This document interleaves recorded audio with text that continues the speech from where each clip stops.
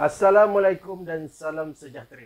Saya Syahsuat bin Abdul Azizan daripada Dubia Farm. Hari ini saya nak ceritakan sikit mengenai Dubia Rush. Sejak kebelakangan ni, ramai yang hantar mesej daripada WhatsApp, Instagram bertanyakan dengan saya apa itu Dubia Rush dan juga apa itu penggunaannya. So, dalam video ni, saya akan cerita sedikit mengenai apa itu Dubia Rush dan apa kegunaannya. Sebelum tu, untuk yang baru sampai ke channel saya ni, korang boleh like ataupun subscribe. So, korang akan dapat tengok macam-macam lagi video lain mengenai Dubia Rush. Okey, saya mulakan daripada dari mana lipas ni datang. So, lipas Dubia Rush ni datang daripada selatan Amerika. So, lipas ni bukan datang daripada Malaysia lah. So, memang diimport bawa masuk ke Malaysia. Lipas ni menjadi orang kata favorite di kalangan pemain-pemain pet eksotik, di mana lipas ni digunakan sebagai makanan kepada pet. Banyak pets yang makan lipas dubia ni. Sebagai contoh, kebanyakan customer saya yang datang, diorang nak beli dubia disebabkan oleh diorang ada arwana, sugar glider, semut pun ada, burung murai, hedgehog, dan banyak lagi lah. Saya sendiri sebagai peternak lipas dubia ni, saya mulakan kerjaya saya sebagai peternak lipas dubia ni pada tahun 2010-2011 macam tu lah. Di mana saya beli sepasang Dubia Rush waktu tu dengan harga RM15 sepasang, 15 ke RM20 sepasang. Waktu tu harga Dubia Rush sangat mahal. Waktu tu saya mula ternak Dubia Rush. Saya banyak belajar daripada YouTube juga lah. And then saya mulakan dengan sikit dulu lah, sebab saya nak belajar cara bela dia. Waktu tu lipas ni tak banyak lagi orang yang ternak. Ada, tapi lebih kepada kegunaan sendiri dan bukan untuk komersial. Jadi saya ambil masa setahun 2 tahun juga lah untuk saya belajar macam mana cara saya nak bela Dubia Rush, ternak Dubia Rush. Dan sekarang ni saya sebahagiannya saya guna sendiri dan sebahagiannya saya jual. Tapi pada mulanya saya membeli Dubia Rush ni disebabkan saya ada bela leopard gecko. Waktu tu saya main leopard gecko. Jadi saya bela Dubia Rush ni sebagai untuk bagi makanan pada leopard gecko lah kan. And then leopard gecko ni dia makan tak berapa banyak sangat. So dubia makin bertambah. So, jadi separuh daripada dubia tu saya akan jual. Video saya sebelum ni saya cerita pasal enclosure dan cara untuk set up dia. Kalau kita tengok dekat YouTube pun, sebenarnya agak berbeza cara kita set up enclosure. Terutamanya perbezaan antara set up enclosure di Malaysia dengan set up enclosure di US. Macam di Malaysia ni kita tak perlu pakai heating mat tu, tak payah. Sebabnya temperature kita sebenarnya dah memang sesuai sangat untuk Malaysia ni dah sesuai sangat untuk Dubia Rush. Jadi kita tak perlu pakai heating mat.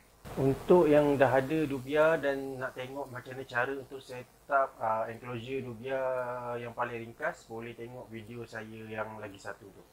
Dubia Rush ni menjadi pilihan kepada peminat-peminat pet eksotik ni yang digunakan sebagai feeder. Kenapa diorang pilih Dubia Rush sebagai feeder? Sebab ni Dubia Rush ni ada aspek-aspek penting yang feeder lain tak ada. Feeder lain contoh macam mealworm, superworm, Turkistan, Rush, banyak lagi sebenarnya feeder lain. Tapi peminat pet eksotik ni akan pilih dubia dulu sebagai nombor satu. Macam saya pun sama, saya akan pilih dubia dulu. Pertama, dubia ni kalau kita ada pet yang banyak, yang paling mudah sekali untuk kita breed sebenarnya dubia. Macam saya memang tak pandai breed cingkrik. Saya dah cuba banyak kali, mati. Superworm dengan mealworm pun bagi saya leceh sikit lah. Tapi kalau ada orang yang berjaya, alhamdulillah. Saya superworm dengan mealworm memang tak pernah berjaya je.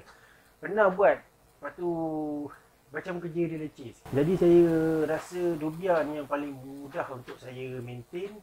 Walaupun dubia ni sebenarnya kalau diikutkan kategori, dubia ni boleh dikatakan slow breed. Dia lambat sikit untuk membiak. Dia tu kalau biasanya kalau orang biasa nak main pet, nak main exotic pet, nak main bearded dragon, nak main tarantula, nak main hedgehog ke, nak main sugar glider ke, saya biasanya saya akan sarankan before you beli pets tu, you readykan makanan dia dulu. You breed dubia dulu.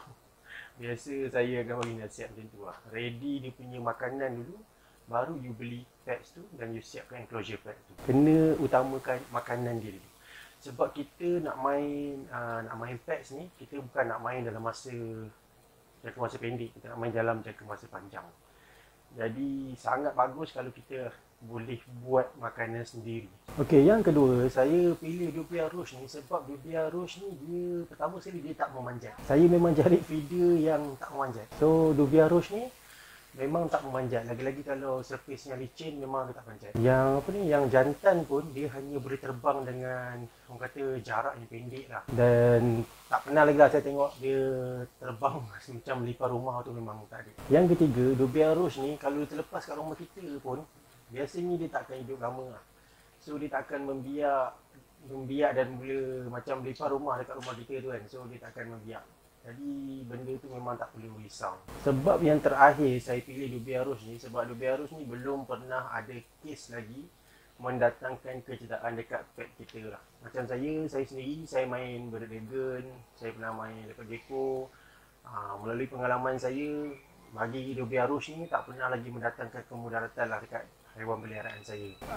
Kita juga ada kes lah, pernah ada kes yang bagi cengkerik, and then cengkerik tu gigit dia punya pet lah, mendatangkan kecederaan dekat dia punya pet.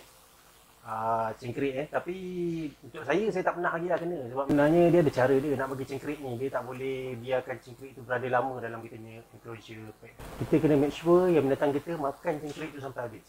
Jangan tinggalkan cengkerik yang dia tak habis makan tu dalam enclosure pet kita. Terutamanya Bearded Dragon. Dubia Rouge juga boleh dikatakan mempunyai khasiat yang seimbang lah dalam badan dia, di mana cukup proteinnya, cukup kalsiumnya, cukup segala zat-zat untuk diberi kepada haiwan peliharaan kita. Setengah orang dia orang tengok pada protein saja. Macam saya tak tengok pada protein sangat, sebabnya kita hanya nak protein yang secukupnya je. Kita bukannya nak protein yang lebih untuk kita punya pet. Sekadar semampu yang pet kita nak je.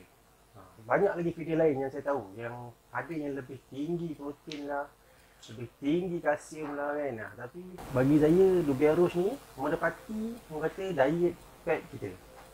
Untuk saya yang saya tahu pasal Bearded Dragon, Leopard Gecko, sebab yang tu memang saya bagilah. Dan saya ada bela Bearded Dragon.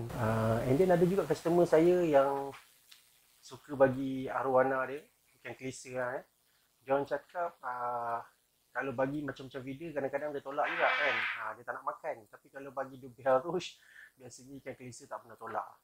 Itu yang dia orang cakap. Saya bab ikan kelisa saya tak berani komen lebih sebab saya memang tak main ikan kelisa lah. Dubia Rouge ni bila dia dah dewasa baru kita akan nampak dari segi yang cakap daripada luaran lah, kita boleh nampak lah jantan dan betina.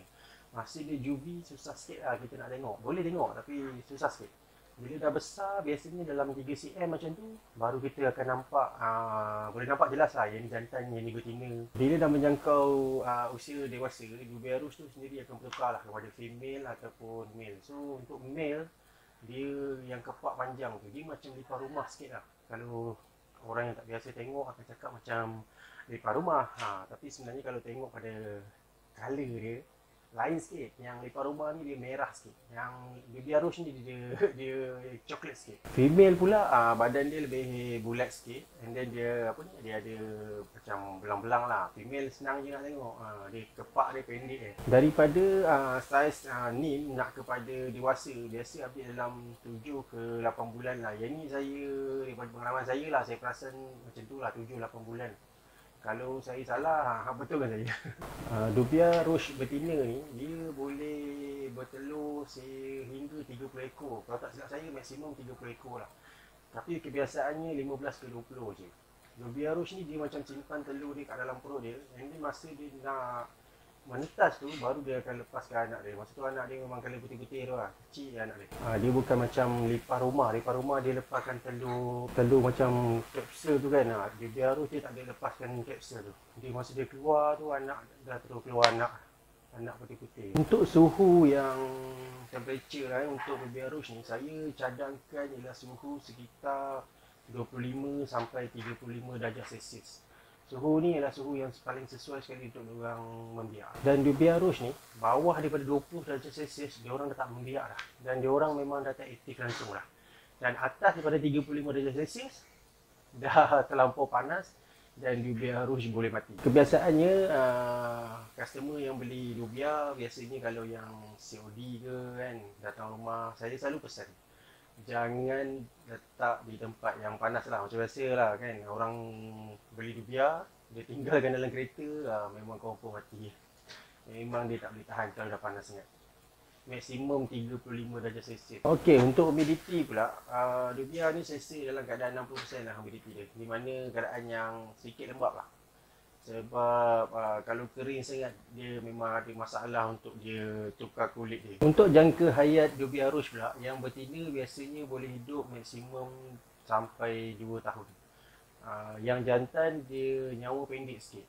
Saya anggarkan sekitar 5 bulan ke setahun lah. Okeylah, itu sedikit lah mengenai Dubia Rouge yang dapat saya kongsikan. Di mana Dubia Rouge ni berasal dari mana, dia suka makan apa, jangka hayat dia, suhu dan juga humidity tempat untuk dia tinggal.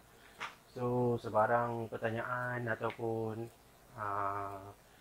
apa-apa sajalah, anda boleh komen dekat saya punya video. So insyaAllah next video saya akan cuba jawab soalan-soalan tu. Kalau korang suka video-video mengenai Dubia Rouge ni, korang boleh subscribe. So akan datang saya akan buat lagi video-video lain mana lebih detail ataupun lebih mendalam lah mengenai apa itu Dubia Rouge dan cara peternakannya. Assalamualaikum.